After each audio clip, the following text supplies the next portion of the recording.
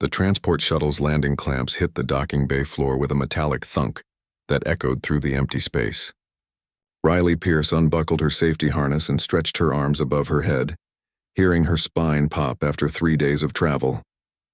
Behind her, something scratched against the inside of a reinforced carrier box. "Yeah, I know. You hate it in there," Riley said, grabbing the handle of the carrier. Through the ventilation holes, 2 black eyes stared back at her with what could only be described as pure judgment. The cargo door hissed open.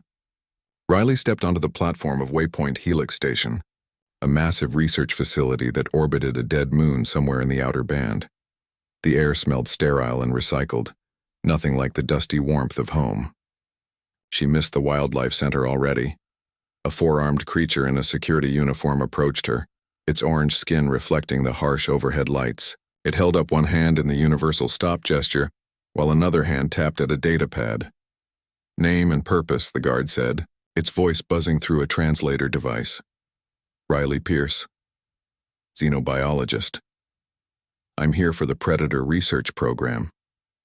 The guard's eyes flickered to the carrier in her hand. "What is in the container?" "My colleague," Riley said with a straight face. The guard's translator made a confused clicking sound. It aimed a scanning device at the carrier. The device beeped twice, then displayed something that made all 4 of the guard's hands freeze. "That reading cannot be correct," the guard muttered. It scanned again. Same result. "You have brought a Class D predator onto this station. Scraps isn't that bad once you get to know her. Class D predators are not permitted in civilian areas. This is a research station, not a zoo." The guard's voice had risen an octave. 2 more security personnel were jogging toward them now. Riley set the carrier down carefully and pulled out a folded document from her jacket pocket. "Special dispensation from the Galactic Science Collective. Section 47, subsection 12. Emotional support animals are permitted for personnel working in high-stress research environments." The guard snatched the document, scanning it with suspicious eyes. The other 2 security officers had arrived now, hands hovering near their weapon belts. One of them, a tall reptilian with green scales, peered at the carrier. "What species is it?" the reptilian asked. "Honey badger. From Earth." All 3 guards took a step backward. "Earth?" the first guard said. "The Death World?" "That's what the address says," Riley replied. The reptilian guard bent down, trying to get a better look through the carrier's ventilation holes. A low growling sound came from inside. Then, without warning, something slammed against the carrier wall from the inside. The reptilian jumped back so fast it tripped over its own tail. From inside the carrier, Scraps made a huffing sound that Riley had learned to recognize as satisfaction. "She doesn't like people staring," Riley explained. The original guard was still reading the document, its translator working overtime. "This says the animal is for emotional support. You have a psychological condition?" "I work with dangerous predators for a living. Scraps helps me stay calm." "The predator helps you stay calm around other predators?" The guard looked like its brain was trying to process an impossible equation. "She's good at her job."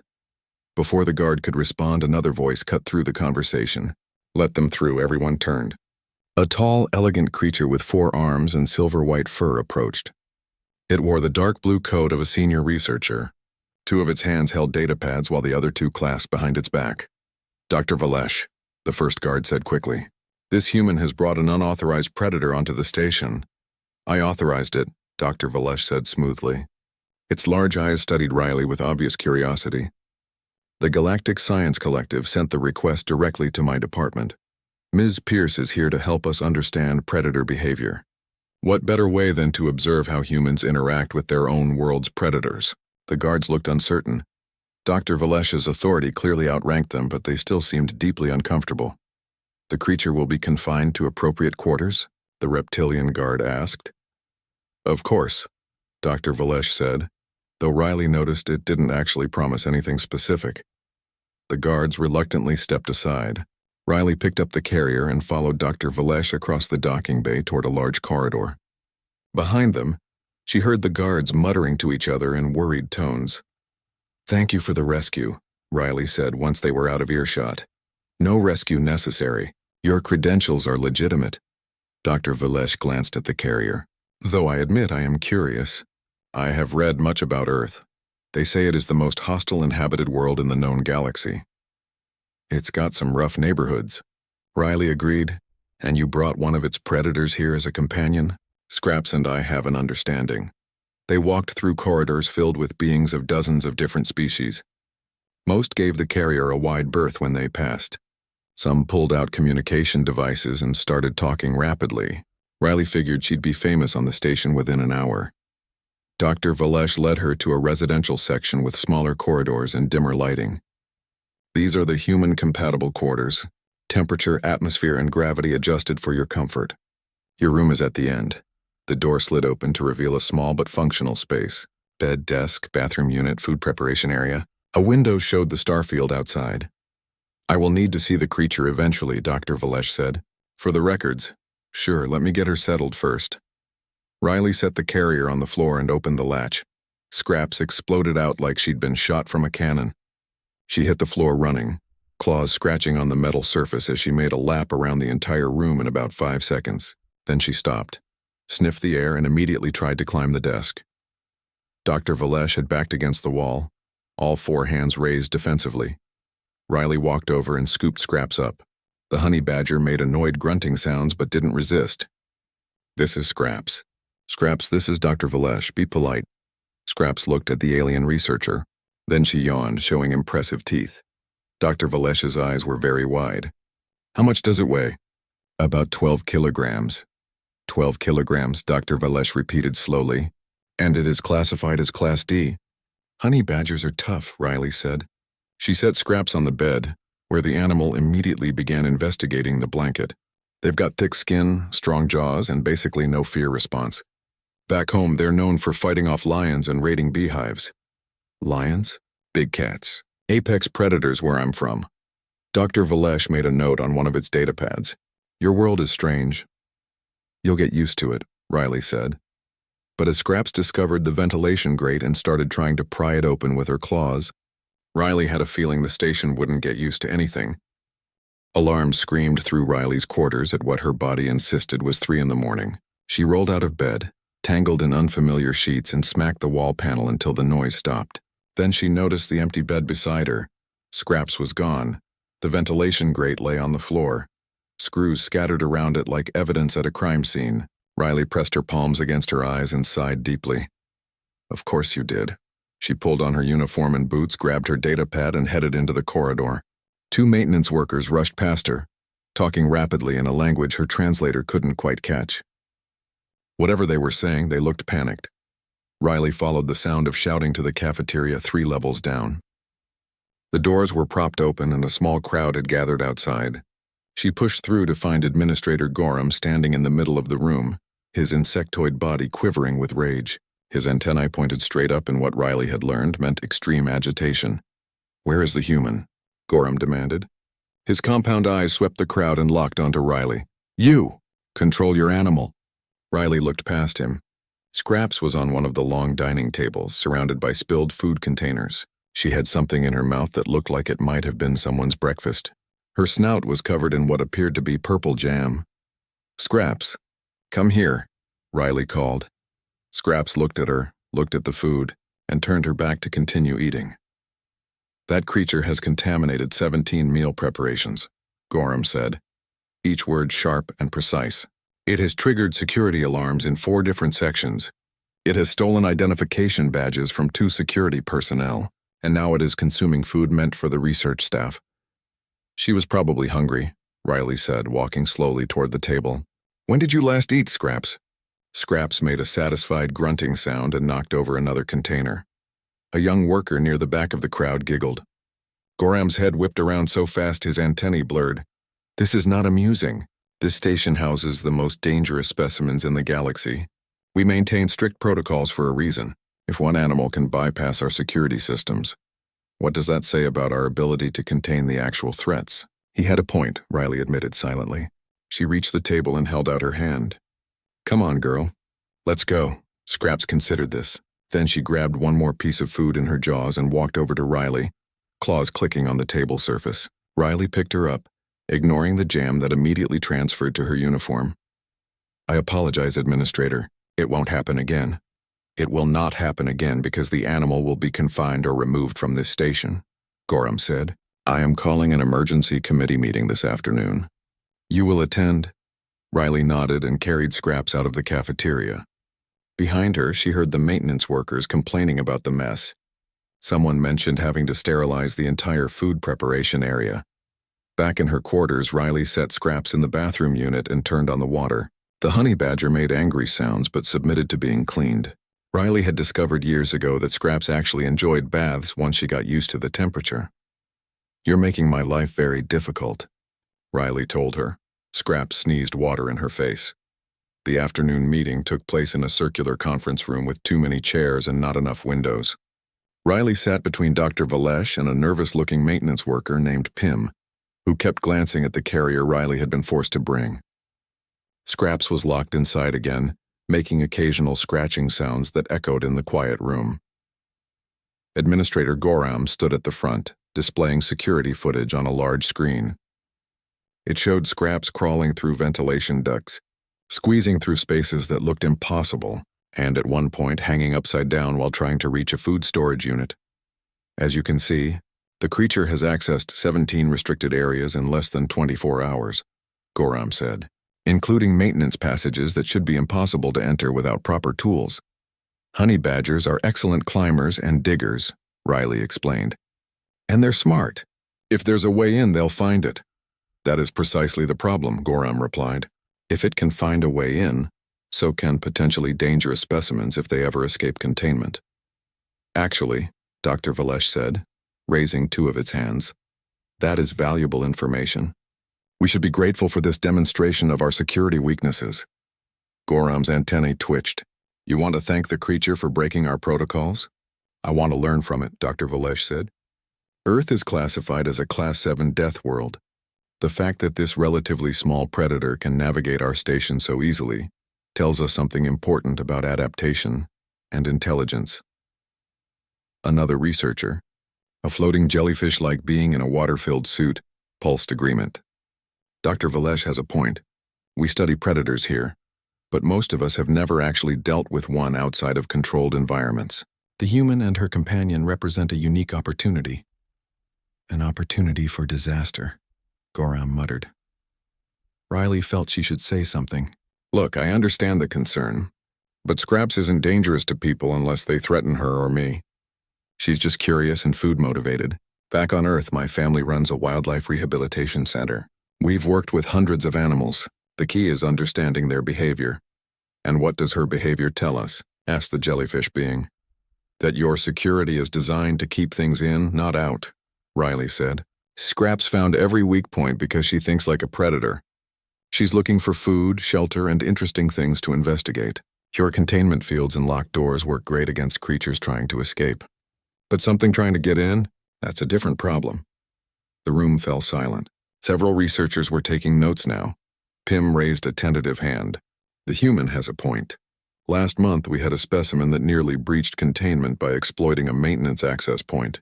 If we had thought like a predator instead of just following protocol, we might have seen it coming. Goram looked like he wanted to argue, but Dr. Valesh cut in. I propose a trial period, 1 week. Ms. Pierce will continue her work and we will monitor both her and the honey badger. If there are no serious incidents, she stays. If there are problems, we revisit the issue. The other researchers murmured agreement. Goram's antennae drooped in what Riley interpreted as defeat. Fine, 1 week. But the creature will be monitored at all times. He pointed at Riley. And you are personally responsible for any damage, theft, or chaos it causes. Understood, Riley said. After the meeting, Pim caught up with her in the corridor. He was short with soft gray fur and large eyes that suggested his species had evolved from prey animals. I meant what I said in there, Pim told her. I work in maintenance. I see the weak points every day, but nobody listens when I report them. Maybe your friend can help make this place safer. Riley smiled. She's good at finding problems. Not always good at fixing them, but definitely good at finding them. From inside the carrier, Scraps made a sound that might have been agreement. That night, Riley reinforced the ventilation grate with industrial adhesive and wedged her desk chair against it for good measure.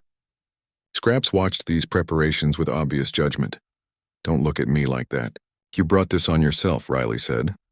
She lay in bed staring at the ceiling, wondering if this job had been a mistake. But then she thought about Goram's comment during the meeting. about what it meant that scraps could bypass their security. Maybe the galaxy needed to see what Earth animals could do.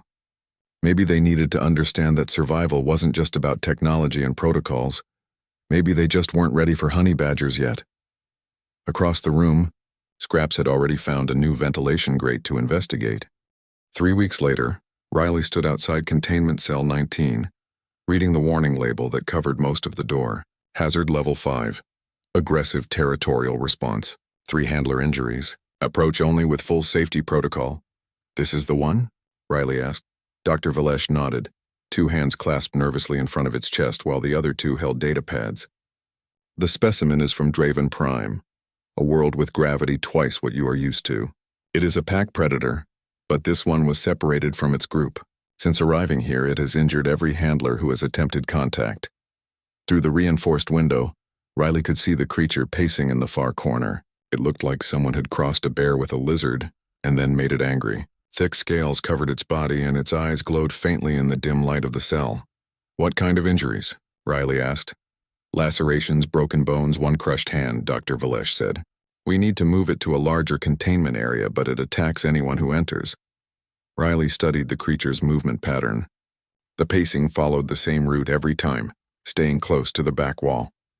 Its head swung left and right at regular intervals, checking for threats. It's scared, Riley said. Scared? Dr. Valesh's tone suggested it thought Riley might be joking. That creature weighs 400 kilograms and has claws that can tear through metal. Doesn't mean it can't be scared. Riley pointed at the pacing pattern. Look how it moves. That's not aggression. That's stress. It's in an unfamiliar place, separated from its pack, and every time someone comes in, they're carrying weapons and moving like predators. Of course it attacks. It thinks it's defending itself. Dr. Valesh made a note on one of its data pads. So how would you approach it? Same way I'd approach Scraps when she's upset. No weapons, no aggressive body language. Give it space to retreat if it wants to. You will be injured, Dr. Valesh said flatly. Maybe, but I don't think so. Riley checked the environmental controls beside the door. The temperature was set low, probably to keep the creature sluggish. Can you raise the temperature 5 degrees? And lower the lights? That will make it more active. It will also make it more comfortable. Comfortable animals are less defensive. Dr. Valesh looked uncertain but adjusted the controls. Riley waited while the changes took effect. Inside the cell, the creature stopped pacing and lifted its head, tasting the warmer air. Okay, I'm going in, Riley said. Watch through the window. If it charges, don't open the door. Let it calm down first. This is inadvisable, Dr. Valesh said, but it moved to the observation window.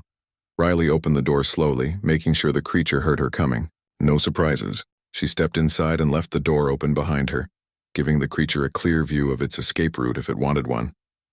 The creature's glowing eyes fixed on her immediately. Its lips pulled back, showing rows of sharp teeth. A low rumbling sound came from its chest. Riley sat down on the floor. The creature's rumbling got louder. It shifted its weight, muscles tensing under those thick scales. But it didn't charge. You're mad, huh? Riley said in a calm voice. The creature couldn't understand her words, but tone mattered. Can't blame you. This place is weird, cold, quiet. You miss your pack. The creature took 1 step forward, then another. Riley kept perfectly still, her hands relaxed on her knees. No direct eye contact, but she tracked its movement in her peripheral vision. Every muscle in her body wanted to tense up, to prepare for an attack. She forced herself to breathe slowly. The creature came closer, close enough that Riley could smell the musky scent of its scales. It lowered its head, sniffing at her hair. Yeah, I probably smell weird too, Riley said softly. Different planet, different food. Everything's strange here. The creature circled around her, still making that rumbling sound, but quieter now, more curious than threatening. Riley remained still while it investigated her from every angle. Finally, the creature sat down about 2 meters away, still watching her but no longer tense. They stayed like that for 10 minutes. Riley didn't move. The creature gradually relaxed, its breathing becoming steadier. When Riley finally stood up slowly, the creature tracked her movement, but didn't react aggressively. She backed toward the door, keeping her movement smooth and predictable. Outside, Dr. Valesh was staring at her like she'd just performed magic. How did you do that? The researcher asked. I didn't do anything. I just stopped being a threat. Riley closed the door carefully. Give it another day to settle, then try moving it with 2 handlers instead of 4. Less overwhelming. And approach from the side, not straight on. Direct approach triggers defensive response. Dr. Valesh was typing rapidly on both datapads. This is remarkable. You had no defensive equipment, no weapons, and it simply accepted your presence. It didn't accept me. It tolerated me. There's a difference. Riley watched through the window as the creature returned to its pacing, but the pattern was less frantic now. It still doesn't trust anyone here, but at least it knows not everyone is trying to hurt it. Word spread through the station fast. By the next day, 3 other departments had requested Riley's help with difficult specimens. Administrator Gorham sent her a message that was technically approving, but read like he was suspicious of her success. Pym found her in the cafeteria during lunch, carrying a tray piled with food that looked like colorful paste. "Everyone's talking about you," Pym said, sitting down across from her. "They're calling you the Animal Whisperer." Riley made a face. "I hate that term. I don't whisper to them. I just pay attention to what they're already saying. Most researchers here study animals like they're machines," Pym said. "They look at chemical responses and neural patterns, but they don't think about feelings. Your people were prey animals, right?" Riley asked. Pym nodded, his large eyes blinking slowly. "My ancestors spent millions of years hiding from predators. We only built civilization after the predators on our world went extinct. Even now, seeing creatures like that one from Draven Prime triggers instinct panic. But you work here. I work in maintenance. I fix the systems that keep the predators locked away." Pym stirred his pace thoughtfully. "You're different, though. You walk up to these creatures like they're your neighbors." "On Earth, they basically are," Riley said. "Humans evolved alongside mega-predators. We didn't wait for them to go extinct. We learned to live with them, hunt with them sometimes, avoid them other times. Made us paranoid and adaptable. Is that why you brought Scraps? Scraps keeps me honest.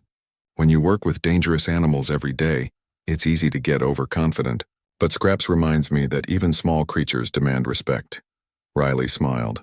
"Plus, she's good company." As if summoned by her name, an alarm chirped on Riley's datapad.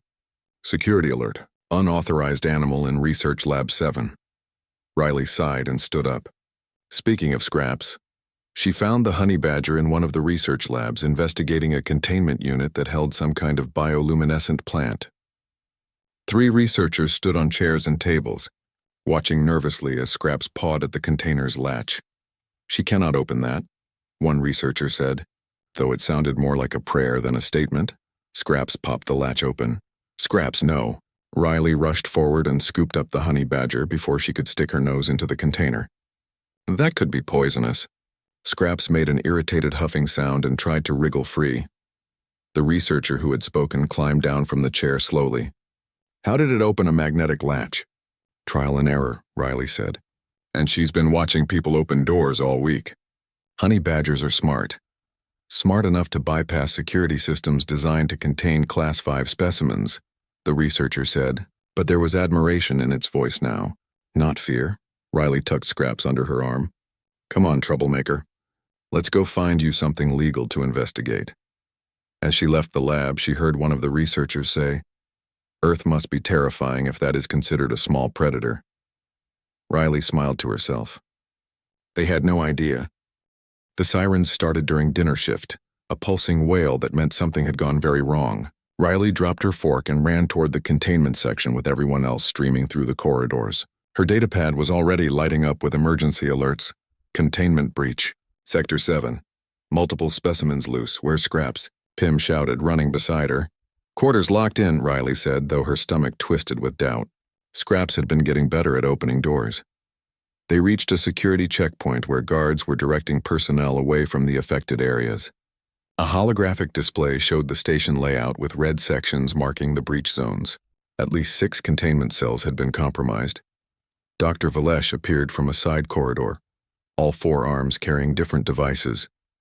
"Riley, you should not be here." All non-security personnel are ordered to safe rooms. "What happened?" "System failure in Sector 7. The magnetic locks disengaged simultaneously." Dr. Valesh's hands trembled slightly. "We have power predators, ambush hunters, and pack animals all loose in the same section." On the holographic display, Riley watched security teams trying to corner a specimen, but the creature kept slipping past them into ventilation passages. Another team had sealed off a corridor but couldn't get close enough to use their containment equipment. "They're approaching wrong," Riley muttered, studying the movements. "Look, that one's a climber. They're trying to trap it on the ground, but it just goes up. And those pack hunters there, they're using fear responses. If security stops chasing, the specimens will find places to hide and calm down. We cannot simply leave them loose," Dr. Valesh said. Administrator Goram's voice cut through the noise. "All personnel will follow evacuation protocols. Security will handle containment." Riley looked at the display again. The breach zone included maintenance passages that connected to nearly every section of the station. If those specimens found their way into the residential areas or life support systems, the situation would get much worse. Her datapad chirped with a new alert. Her quarters. "Door breach detected. Scraps is out," Riley said, already moving. "Where are you going?" Dr. Valesh called after her. "To find my colleague." Riley ran against the flow of evacuating personnel, ducking into a maintenance stairwell that would take her toward her quarters faster. The sirens were louder here, bouncing off metal walls and disorienting echoes. She took the stairs 3 at a time. Her quarters door was indeed open, hanging at an odd angle like something had forced it. Inside, the room was empty. The ventilation grate was off again, and Riley could see scratch marks leading into the duct. "Of course you went toward the danger," Riley said to the empty room. She pulled up the station schematic on her datapad. The ventilation system connected everywhere, including Sector 7. If Scraps had gone into the ducts during the breach, she could be anywhere. Riley traced the most likely route with her finger. Scraps always moved toward food sources or interesting sounds. Right now, the most interesting sounds would be coming from the containment area, where all the commotion was happening. She grabbed her emergency kit from under the bed and headed back into the corridor. A security guard tried to stop her. "Ma'am, you need to evacuate. I'm looking for my honey badger. She's loose in the breach zone." The guard's expression shifted from stern to horrified. "The Earth predator is loose? She's not the problem right now, but she might be in danger from the other specimens." Riley pushed past. "I'm going in. I cannot allow that." "Then come with me," Riley said over her shoulder. "Either way, I'm going." The guard hesitated, then spoke into his communicator. Riley didn't wait to hear the response. She headed toward Sector 7, following the emergency lighting strips on the floor. The corridors grew quieter as she got closer. Most personnel had evacuated this section. Ahead, she could see security teams positioned behind portable barriers, weapons pointed down an empty hallway. Riley approached slowly, hands visible. A security captain saw her and made angry gestures to turn back. "I can help," Riley called out. "Civilian. Evacuate immediately." "I'm the xenobiologist working with Dr. Valesh. I've been handling your problem specimens for 3 weeks. I know their behavior patterns." The captain seemed torn between following protocol and accepting help. Before he could decide, a sound echoed from the hallway beyond the barriers. Something between a hiss and a growl. "Contact," one of the guards shouted. A creature emerged from the shadows, its crystalline body refracting the emergency lights into rainbow patterns. Riley recognized it from the specimen files. An ambush predator from a cave world, nearly invisible in low light with bladed appendages that could slice through metal. The security team raised their weapons. The creature froze, its body shifting colors to match the wall behind it. "Don't shoot," Riley said quietly. "You'll just make it defensive." "It is already defensive," the captain hissed back. "No, it's confused. Look at how it's moving. That's not attack posture. It's trying to figure out where to go." The creature took a hesitant step forward. The security team tensed. Riley stepped around the barrier before anyone could stop her. The captain made a sound of protest, but Riley was already walking toward the creature with her hands relaxed at her sides. "Easy," Riley said in a soft voice. "You're lost, huh? All these lights and sounds." Her cell was dark and quiet. The creature's body flickered through several colors. Its bladed appendages flexed but didn't strike. Riley angled her body to the side, not blocking the corridor but not directly facing the creature either, offering it a path that didn't go through her. "That way," Riley said, gesturing to a side passage. "Temperature drops by 5 degrees down that corridor. Darker too. More like home." The creature remained still for a long moment. Then it moved, flowing past Riley like liquid glass, heading down the corridor she'd indicated. Within seconds, it had disappeared into the shadows. Behind the barrier, the security team looked stunned. "How did you know it would listen?" the captain asked. "I didn't, but I knew it wanted out of here more than it wanted to fight." Riley turned to look at the holographic map on her datapad. "The other specimens are the same. They're not attacking. They're escaping. If we give them paths to secure areas, they'll take them." A scream echoed from somewhere deeper in Sector 7. "Human lungs," Riley recognized. Her blood went cold. "That's Pym," she said, already running.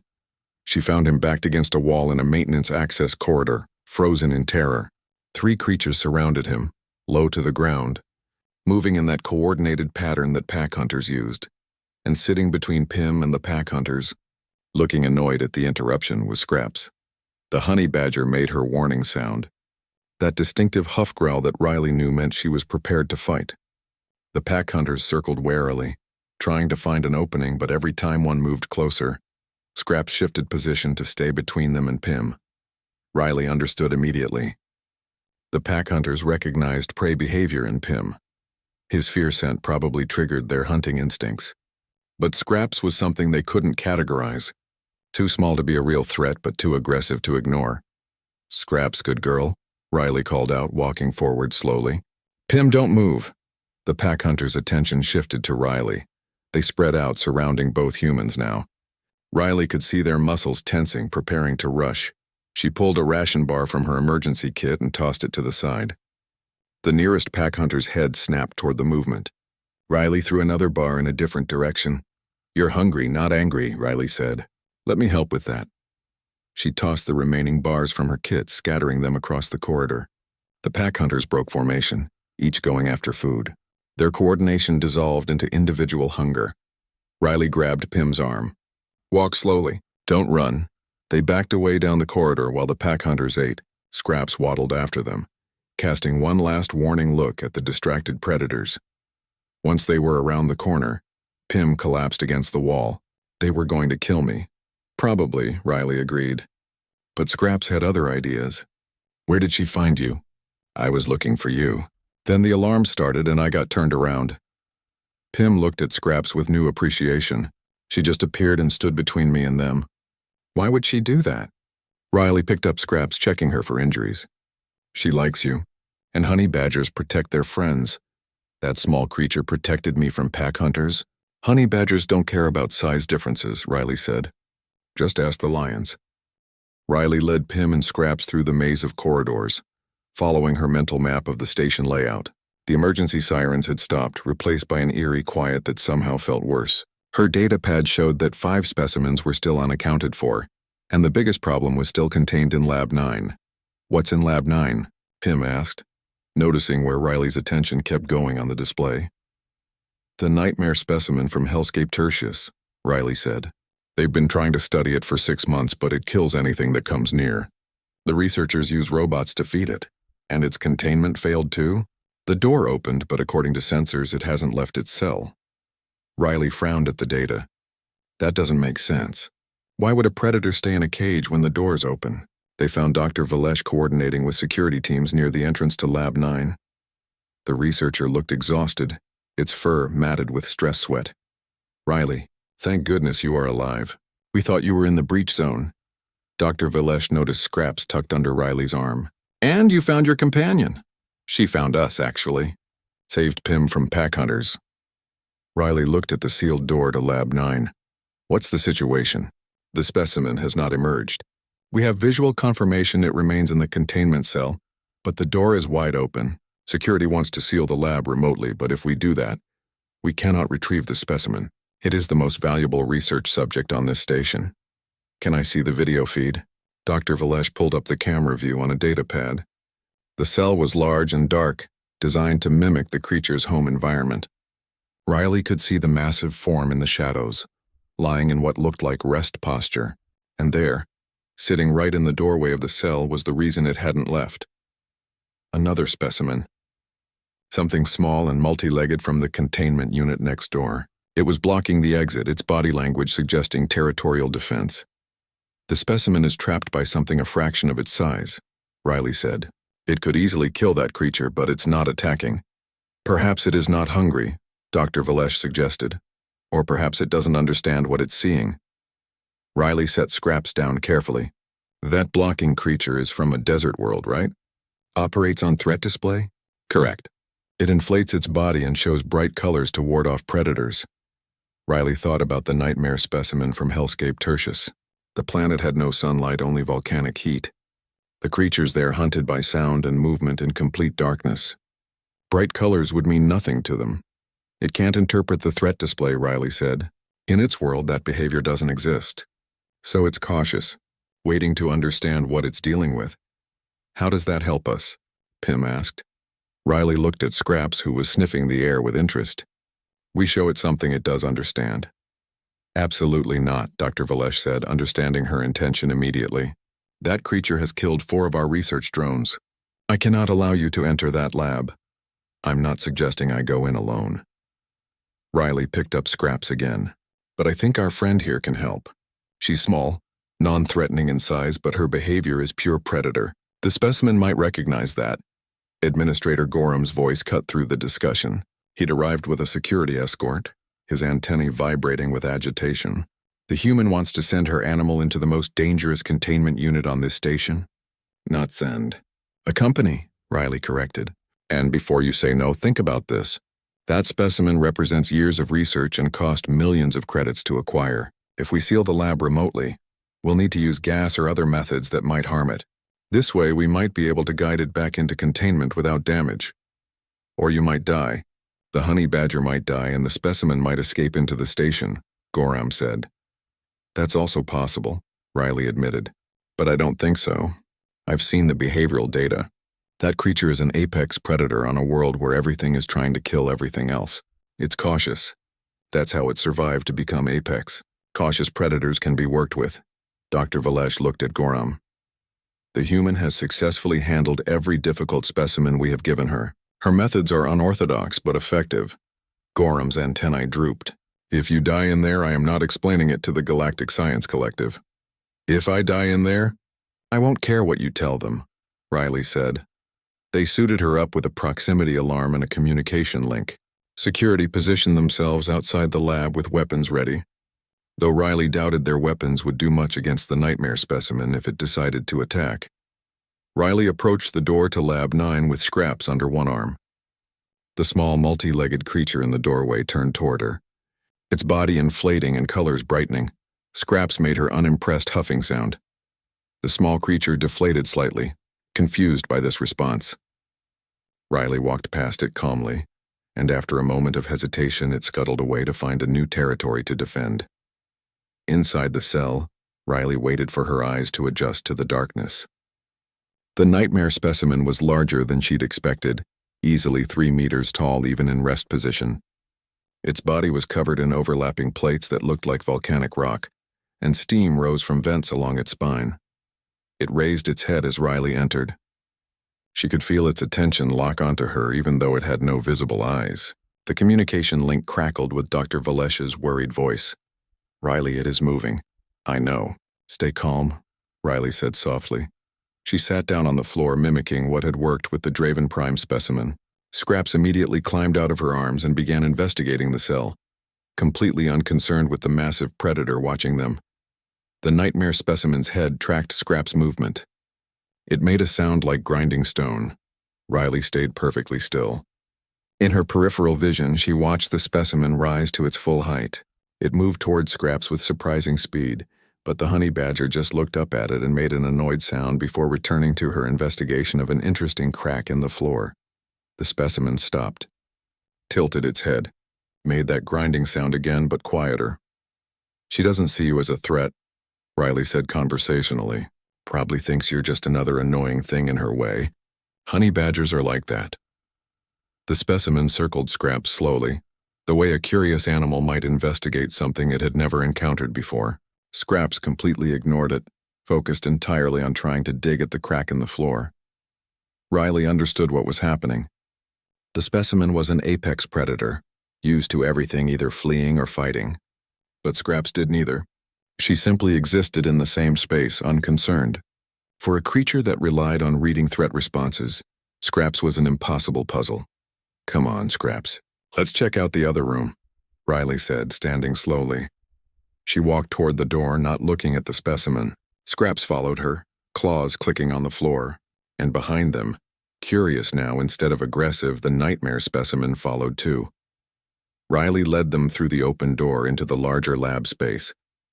The specimen stopped in the doorway just as it had before, but now it was hesitation rather than confusion. Riley could see the empty containment cell that had been prepared for transfer, larger and with environmental controls that better matched its homeworld. She pointed at it. That one's better. More space. Better heat vents. The specimen's head turned toward the new cell. Riley walked to the entrance and stepped inside, letting it see the space was safe. Scraps wandered in after her, immediately finding the heat vents and settling beside one with a satisfied grunt. The specimen watched them for a long moment. Then it moved into the new cell, circling the perimeter once before settling near the far wall where the heat was strongest. Riley picked up Scraps and backed out slowly. Good choice. More comfortable in here. She closed the containment door gently. Through the reinforced window, she could see the specimen was already settling in, showing no signs of aggression. Outside the lab, the security team looked like they'd witnessed something impossible. Dr. Valesh was making rapid notes on all 4 data pads at once. That should not have worked, Gorham said, though his tone was more amazed than critical now. It worked because I brought the right negotiator, Riley said, holding up Scraps. Sometimes you don't need weapons or force. Sometimes you just need something the other predator can't figure out. Pym was smiling so wide his face might split. A honey badger just walked an apex predator into containment like it was no big deal. Honey badgers don't care about big deals, Riley said. That's their secret. 2 days after the containment breach, Riley sat in the medical bay while a robotic scanner checked her for injuries. The scan had been Administrator Gorham's idea, along with a mandatory psychological evaluation that Riley had politely declined. She felt fine. Tired, but fine. Scraps lay on the examination table beside her, allowing the veterinary specialist to check her over. The specialist, a feathered being with gentle hands, kept making fascinated chirping sounds. Her bone density is remarkable, the specialist said, and this skin thickness. I have never seen a creature this small with such physical defenses. She's built tough, Riley agreed. The question is why, Dr. Valesh said from the doorway. The researcher entered carrying data pads as always, but now they were filled with notes about the breach response. I have been studying Earth's evolutionary history. Your world is unusual, so I've heard. Dr. Valesh settled into a chair, placing the data pads carefully on a nearby table. Most inhabited worlds follow a pattern. Life develops, predators and prey reach balance. Intelligence emerges in species that learned cooperation, but Earth never reached balance. Your evolutionary pressure never stopped, Riley nodded. Ice ages, supervolcanoes, asteroid impacts. Every time life got comfortable, something came along to shake it up. So your species evolved not for one environment, but for constant change, Dr. Valesh continued. You learned to adapt to anything, to see patterns in chaos, to remain calm under pressure because pressure was all you ever knew. I never thought about it that way, but yeah, I guess so. The specialist finished examining Scraps and declared her healthy, though it recommended against letting her fight any more pack hunters. Scraps made a sound that suggested she'd do whatever she wanted, regardless of recommendations. A message came through on Riley's datapad. Administrator Gorham requested her presence in the main conference room. When she arrived, she found a formal gathering waiting. Station leadership, senior researchers, and several people she didn't recognize wearing Galactic Science Collective insignias. Ms. Pierce, Gorham said, his tone formal but not unfriendly. Thank you for joining us. I have been reviewing the incident reports from the containment breach. Am I in trouble? On the contrary. Gorham gestured to the display screen behind him, which showed statistics and video footage from the breach. You successfully guided 6 specimens back into containment with minimal use of force. You prevented injuries to personnel, and you demonstrated handling techniques that our trained security teams could not match. One of the collective representatives spoke up. We have reviewed Dr. Valesh's reports on your work here. Your approach to xenobiology is unlike anything we have seen. The collective would like to offer you a permanent position as Chief Behavioral Specialist. Riley glanced at Dr. Valesh, who was trying to hide a smile behind 2 of its hands. That's very generous, Riley said. But I should mention that where I go, Scraps goes. We are aware, the representative said dryly. We have amended station protocols to accommodate honey badgers. Also bears, wolves, large cats, and whatever else your planet might consider an emotional support animal. Scattered laughter rippled through the room. There is one condition, Gorham added. Your honey badger discovered 17 security vulnerabilities during her exploration of the station. We need those weaknesses documented and corrected. You and she will work with our security team to test the new protocols. You want Scraps to break into things on purpose? Under controlled conditions, yes, Gorham said. If she can get through our security, we need to know about it before something more dangerous does. Riley looked down at Scraps, who sat at her feet looking innocent. You heard that? You're getting paid to cause trouble now. Scraps yawned, showing all her teeth. Over the next weeks, Riley settled into her new role. Her quarters were upgraded to a larger space with reinforced ventilation and a special exercise area for Scraps. Pym became her official assistant, learning to handle specimens using Riley's behavioral approach. Several prey species researchers came to observe, hoping to overcome their instinctive fears. Dr. Valesh published a paper titled Adaptive Intelligence in High-Pressure Evolutionary Environments that used Riley and human history as the primary case study. It became required reading at xenobiology institutes across 3 sectors. Administrator Gorham began every morning meeting by asking if Scraps had escaped overnight. Riley appreciated that he'd developed a sense of humor about it. One afternoon, Riley stood in the observation room overlooking the nightmare specimen's containment. The creature had adapted well to its new environment. Research teams could now work near it using the behavioral protocols Riley had established. Pym joined her at the window. I heard you turned down transfer offers from 4 other stations. 3 stations and 1 research vessel, Riley corrected. But yeah, I like it here. The work is interesting and I've got good people around me. The others wanted you because you're good at calming predators, Pym said. But that's not really what you do, is it? What do you mean? You don't calm them. You understand them. There's a difference. Pym watched the nightmare specimen moving through its cell. That creature isn't less dangerous now. It's just less confused. You helped it understand its environment so it doesn't have to be aggressive. Riley smiled. That's pretty insightful. I learned from watching you. And from watching Scraps. Pym glanced down at the honey badger who was investigating a maintenance panel. She's not brave because she doesn't feel fear. She just moves forward anyway. That's what Earth taught you, isn't it? To keep moving forward no matter what. Before Riley could respond, alarms chirped throughout the observation room. Not emergency sirens this time, just notification alerts. A new specimen was arriving on the station. A cooperative predator from a swamp world that previous handlers had described as unpredictable and violent. Dr. Valesh appeared in the doorway. Riley, we need your assessment on the new arrival. On my way. Riley picked up Scraps and headed toward the docking bay. Pym followed close behind. As they walked through the corridors, Riley thought about what Pym had said. Earth was a harsh world that made harsh creatures. But it also made creatures that could find comfort in strange places, form bonds across species, and face nightmares with nothing but patience and understanding. The galaxy had called her planet's inhabitants lunatics. Maybe they were right. Maybe you had to be a little crazy to look at a honey badger and see a colleague, to walk up to an apex predator and offer it a better room, to bring Earth's chaos to the ordered corridors of galactic civilization. But that chaos had saved lives during the breach. It had revealed security flaws before they became disasters. It had taught prey species researchers that they could work alongside predators without fear. Sometimes the galaxy needed a little chaos. Sometimes it needed someone who didn't know that something was impossible, so they just did it anyway. Sometimes it needed Earth. The new specimen was being unloaded when they arrived. Riley studied its body language through the transport crate, already forming theories about its behavior. Scraps sniffed the air, picking up the creature's scent. What do you think? Dr. Valesh asked. Can you work with it? Riley watched the specimen settle into a defensive posture, stressed from travel and confused by its new surroundings. She recognized that fear. She'd seen it in every creature she'd ever helped, including the ones people called monsters. Yeah, Riley said. Give me a few days. We'll figure each other out. Scraps made her huffing sound of agreement. Dr. Valesh recorded notes on a datapad. Remarkable. The human says, we'll figure each other out, as if the specimen has equal say in the relationship. It does, Riley said simply. That's the whole point. They're not just subjects to study. They're individuals trying to survive in a strange place.